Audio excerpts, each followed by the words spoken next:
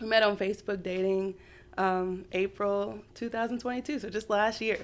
Yeah. So I ain't even known you 2 years. I know Something. it's very new, very new. I've been able to see him all seasons, so I feel pretty good about that. Yeah. But yeah, just piggybacking on what Kelvin said, we started an online platform. It started us just sharing our journey, sharing like some funny videos.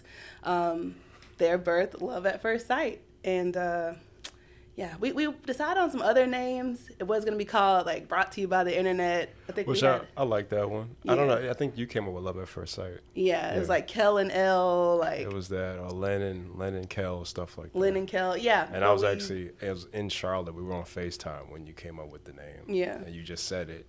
And I was like, okay. Yeah, We'll go with it. I mean, it's Yeah, it works. site SITE like website. Like meet website, online, because so. we linked on Facebook dating. Yeah. So that's why if you ever see our logo, you see the F. It's like the Facebook logo, but we Yeah. took the blue out. So Yeah, we would have the logo right yeah, here, but you know, someone forgot the remote. no, so- Kelvin forgot the Actually, no, remote. I had a lot to remember. You know this what? We morning. could just skip that part. Okay. You know, I'm It's still okay. angry at you. Moving on. Okay, but yeah, it's just been great. We did start off as kind of interviewing couples, other people that met online, as well as singles. You know, just trying to keep them optimistic about the dating scene. And just give them a platform to talk about it. You know, sometimes they feel like they don't have a space to just say, you know, what's going on, and they kind of feel like they're isolated in the situation. And show everybody you're not really alone. Everybody's going through it. They always say, you know, it's pee in the dating pool, all of those shitty expressions. Yeah. But we really just wanted to put a positive light on it and just say it's a public space, but a safe space. Just be yourself, and nobody's judging you. But we're just giving people a platform to talk about it. Yeah, and so far so good. We just hit 8K followers. 8K in less than. Yeah, or maybe like it's almost been a year. We started October, so Damn. I know, man, and it's Oh, crazy. wow. We've done so much in so little time. Just making this a business. We actually came out with a digital dating card game. Yeah, we released that in end of January. Mm-hmm. Yeah, it's had a lot of success, a lot of positive reviews as well, a lot more where that's coming from. Yeah, so it's called Let's Make It Awkward. And so basically with our research, with the interviews, we've noticed that people are just not asking the right questions. They're not vetting these people out on these first dates. It's like 6 months later, like, I didn't even know he had 8 babies, you know? And it's just like, sis. It's only 7. Okay, Not well, that we bad. need to know these type of Right. things. Maybe not first date, just be super inquisitive, but like learn how to have a conversation again. And so that's, you know, where we came and play. We kind of served as like a medium in between two people on a first date where they just swipe and ask each other questions back and forth. So you can find that at Love at First Sight official.launchcart. Right. Yeah, and that's where you'll see our game hosted on there. It's funny how it all kind of came together because it started off as the own personal questions we would ask people, as Yeah. well as questions that people came on our platform and say, well, I didn't know this, or how do I go about asking them this question? And it just kind of takes all the pressure off of both parties. Yeah. You just sit the game down and you just read it off and you just see what results you get. That's it.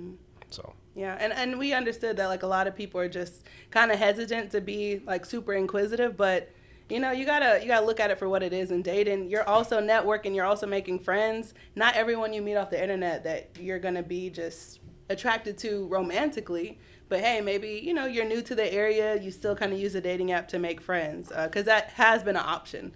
For sure. You know, that's something you want to do. So we which just, apps do that? That you make friends? I forgot. I think Bumble That's does for right. sure. Okay. Yeah. I mean, I think well, I don't know. You know, it's been like a year. Yeah, that's- I've been out the game. But yeah, I got out the pool a while ago. yeah, from what I heard, most of them, I think, except for Hinge, from what I remember, I don't think you can be friends on there. But either way, I never used we just Hinge. always encourage people, just go in with an open mind. All your expectations or your fantasies about this person that you've come up with in the 5-10 seconds of looking at their profile pictures, just, you know, cast those away. Just have an open slate for everybody and use your own discernment. I think we talked about this a lot, right? A lot of times with dating, people just aren't trusting themselves. You know, like that they'll make the right decision, and so they put up these walls and say, oh, I'm not doing that, or I'm not gonna, you know, be open to someone. Like, what do you feel about that? They say that in addition to just not successfully healing from their past and Yeah. projecting a lot of the past situations onto the next person, already saying how they won't be this kind, or they're not doing what I like to hear is wifey duties. I won't be doing wifey shit for the next person, or I'm not doing hubby shit and stuff like that. It's just, you really just holding on to your past situation. Yeah. And when you do see things like that, I mean, we could probably have that conversation a little We later. say it right now. I mean, it's a fucking turn off. I don't want to see it. As soon as I see that shit, I'm like, well, I'm good. So, I mean, not that you speak of all males, but Yeah. you're saying, like, from your perspective, Yeah. like, you know, when you were single, if you saw that in a Just- bio, you're just keep like, swiping. so you're already going to tell me things you're not going to do. Yeah. Like, cool. All right. So, yeah. And I Whatever, mean, like whatever that entails, whichever you think is wifey shit, I'll never know because I swiped. So I'm just, yeah, I mean, I get that too, and that all goes to people not want to be played, so they don't want to just be overzealous in a relationship, or you know, whatever you guys have starting off. They kind of curb their excitement and say, you know, I'm gonna hold back and I'm not gonna do these certain things. But I don't know. I feel like if that's in your nature to nurture as a woman, regardless, I mean, be yourself. And if you feel, like I said, trust yourself. If you feel like that person is taking advantage of you, that's when you peel back. But to just hold back on everything that makes you, you know, who you are, not saying cooking and cleaning but you get what I'm saying. I think the first time I met you, like, I cleaned his whole apartment. oh, she came through. Yeah. So, so for those that didn't know, so the first time she came to Charlotte, she stayed at an Airbnb. So she came to see me. So that was completely new for, you know, a man in my situation to go travel to another state to visit me. But she did. She came from Atlanta to Charlotte, and yeah, she stayed at an Airbnb. And then after we connected, she stayed at my place, and you essentially cleaned the whole apartment. You kind of just told me to. You kind of just told me to sit back. And if you guys want to see, like, we've talked about this Yeah. before on our first YouTube video. Yeah. Really, like, our only, we're not as consistent as I would hope to be on YouTube, working on that. That's okay. But if you look at that video, how we met, we did talk about that. You know, pretty quickly, we hit it off. You know, we matched 2 weeks later, or really 3 days after we matched. I'm telling him, like, hey, I'm going to be in Charlotte. You know, I'm in this Airbnb. I'm good, baby. Thank you. I'll be in this Airbnb. You know, I'll be in your city.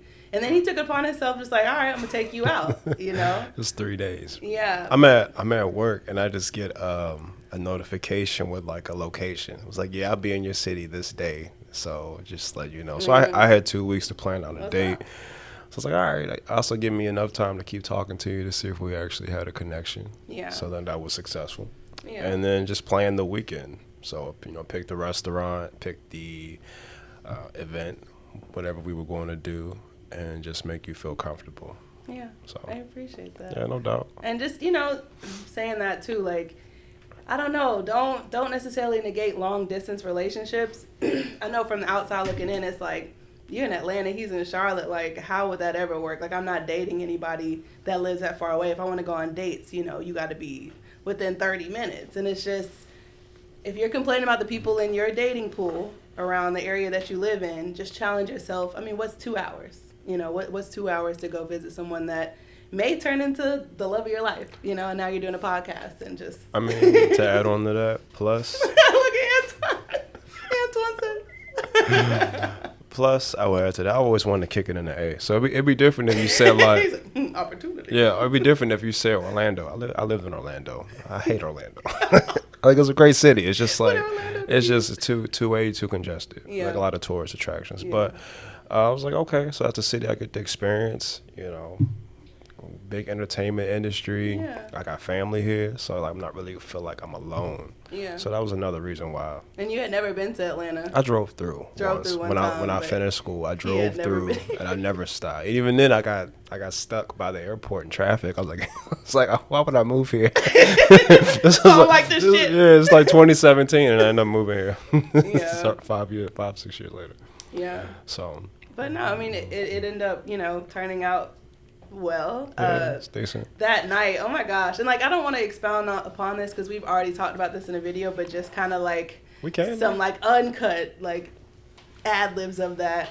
Yeah, like I didn't let him pick me up from my Airbnb because I didn't know if he was a fucking serial killer. Yo, she so gentleman, of course. So I'm like, yo, like if you drove all the way from Atlanta, the least I can do is pick you up. You know, so like I shoot her a text and I'm like, hey, you know, where's your location? Don't worry about it. Meet me there. Like caps and all. So I'm like, all No, right. I did not. No, okay. You fucking I think it was caps. No. Yeah. Well, I just said, no, I'm okay. yeah. Then he was like, And I was like, yo, well, like, all right. So I wasn't worried because after all, you did come all the way to see me. So Yeah. I'm clearly doing the right thing. So I'm like, All right.